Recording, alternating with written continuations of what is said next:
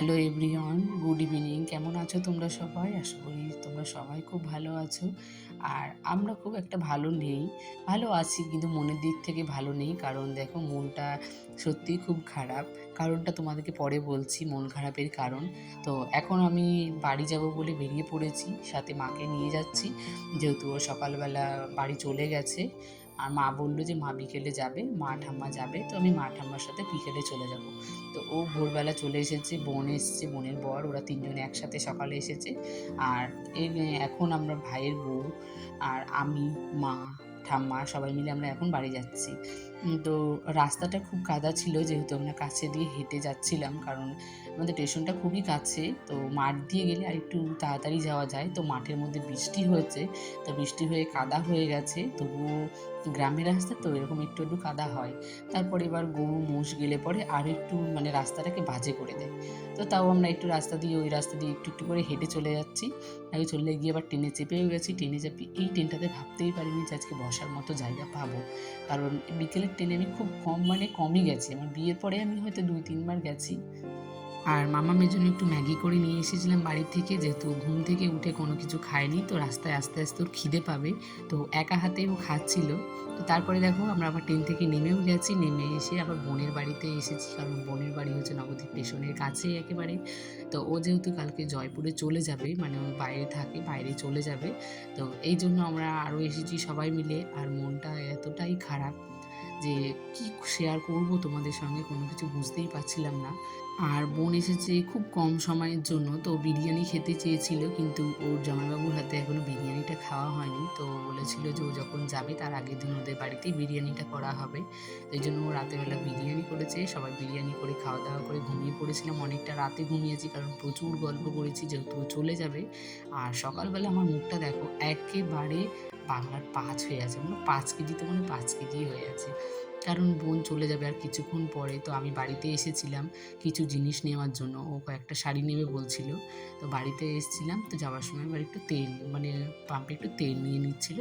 তো আবার চলে গেছি, আবার ও চলে গেছে। তারপর আমরা আবার ওই বাড়িতে গিয়ে থাকতে ইচ্ছে করে বলো। বোন চলে গেছে, ওই বাড়িতে আমরা আর বেশিক্ষণ ছিলাম না, ও বেরিয়ে চলে গেছে, আমরাও বেরিয়ে চলে এসেছি। আর বিকেলবেলা দেখো, যেহেতু মার মনটা তো ভীষণই খারাপ, তো মা একটু কান্নাকাটি করছিল। তো সেইভাবে করে মা বাড়ি চলে গেছে। আর এদিকে ভাই, ভাইয়ের বউ, এই না বলো। তুমি নবদ্বীপে যাচ্ছ? বলে আমি ঘুরতে যাচ্ছি, নবক্কা বাড়ি যাচ্ছ। কেমন আছো? ভালো আছি। কিছুটা সময় একটু মামামের জন্য আমার মনটা একটু ভালো হয়ে যায়, কারণ মামাম এত পাকা পাকা কথা বলে, সেখান থেকে মন খারাপ থাকলেও একটু হাসি বেরিয়ে যায়। তো আমরা এসেছি একটু নবদ্বীপ ঘোরাঘুরি করতে, যেহেতু ঠাম্মা এসেছে, আমার ভাইয়ের বউ এসেছে। তো দুজনেই ওরা একটু নবদ্বীপ ঘুরতে যেতে চাইছিল। আর এই জন্য আমরা ভাবলাম যে চলো, আমাদেরও তো আজকে একটু নবদ্বীপে কাজ আছে, তো ওরাও ঘুরতে যাবে, তার সঙ্গে আমাদেরও কাজটা হয়ে যাবে। তো আমরা রাস্তায় বেরিয়ে এসেছি, এসে বড়মশাই খিদে পেয়ে গেছে, কারণ ও আজকে দুপুরবেলা ভাত খায়নি। তাই জন্য বললো চলো সবার জন্য সিঙ্গারা নিয়ে নিই। সবাই খায়নি, আমি খেয়েছিলাম, আর ভাই আর ও আর একটা দাদা, ৪ জন মিলে আমরা ৪টে সিঙ্গারাই খেয়েছি। তারপরে আবার দেখো মন্দিরে এসে গেছি। তো এই মন্দিরে জুতো পরে ঢুকতে, তো কোনো মন্দিরেই জুতো পরে ঢুকতে দেয় না। কিন্তু এই মন্দিরটা হচ্ছে আমি ফার্স্ট দেখলাম, এটা কী বলে, কেশবজি গৌড়ীয় মাঠ।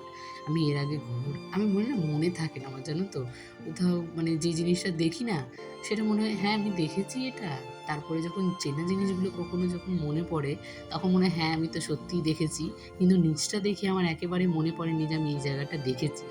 যখন আমি উপরে গেছি, মানে দোতলায় গেছি, যে দেখে তখন আমার মনে পড়েছে হ্যাঁ আমি এটা দেখেছি। তো এটাকে বলে যত সম্ভব মনে হয় যে বৃন্দাবনে যা যা আছে এখানে ছোট ছোট করে সব কিছু একটু মানে তুলে ধরা হয়েছে। তো ওপরেরগুলো দেখে আমার মনে পড়ছিল। তো নিচে আমাকে এই নিয়ে আমাদের ঝামেলা হয়ে গেছে, কারণ ও বলছে আমি দেখেছি, আর আমি বলছি না আমি দেখিনি। তো এটাই হয়, জানো তো, আমার খুব ভোলা মন।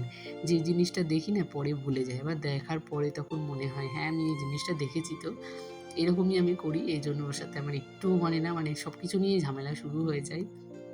তো এই মন্দির থেকে বেরিয়ে এসেছি, আবার একটা মন্দিরে যাচ্ছি, এটা হচ্ছে জল মন্দির। তো তো সবাই হয়তো জলমন্দিরটা দেখেছো যারা যারা নবদ্বীপ ঘুরতে এসেছো। তো এই জলমন্দিরটা আমার ভালো লাগে, কিন্তু ভেতরের মন্দিরটা কখনো কেউ যেতে পারে না। তো দেখার ইচ্ছে আছে, তো আদৌ কোনোদিন যেতে পারবো কিনা জানি না। আর এখানে দেখো এসে হরিণ দেখছিল, আর মাম্মাম তো দেখে খুবই খুশি হয়েছে। আর যখন কাছে গেছিল তো দেখে মাম্মাম খুব ভয় পাচ্ছিল। আর হরিণ সামনে থেকে আজ দেখলাম, তার শিংগুলো দেখলাম যেগুলো ছোটবেলায় বইতে পড়েছি। তো তেমনই আজকে সামনে থেকে দেখলাম, দেখে আরও বেশি ভালো লাগলো যে ছোটবেলায় যে জিনিসটা পড়েছিলাম তো সেটা আজকে নিজের চোখে এত বাড়ির কাছে দেখতে পারছি। এটা আমার সত্যি খুব ভালো লাগে। আর আমার নবদ্বীপ অনেক ঘোরা হয়েছে। এই বিয়ের পরে আমি অনেক ঘুরেছি, কারণ আমি যখন বলেছি যাব কখনো আমায় না বলেনি। আমি যখন যেতে চেয়েছি আমাকে তখন নিয়ে গেছে। আর আমার বাপের বাড়ি থেকে কেউ আসলে তো প্রত্যেকটা সময় আমাকে যেতেই হয়, কারণ আমি না গেলে কেউ যেতে চায় না। তো সবসময় আমাকে যেতে হয়। তো দেখো আমাদের ঘোরাঘুরি হয়ে গেছে, আর প্রচুর বৃষ্টি শুরু হয়েছে। তো তারপর ভাবলাম যে চলো আমরা বাড়ি চলে যাই। তো আর আসার পথে ওরা চা খাচ্ছিল, তো ওরা চা খেতে থাকুক। আর আজকের মতো ভিডিওটা আমি এখানে এন্ড করছি। টাটা।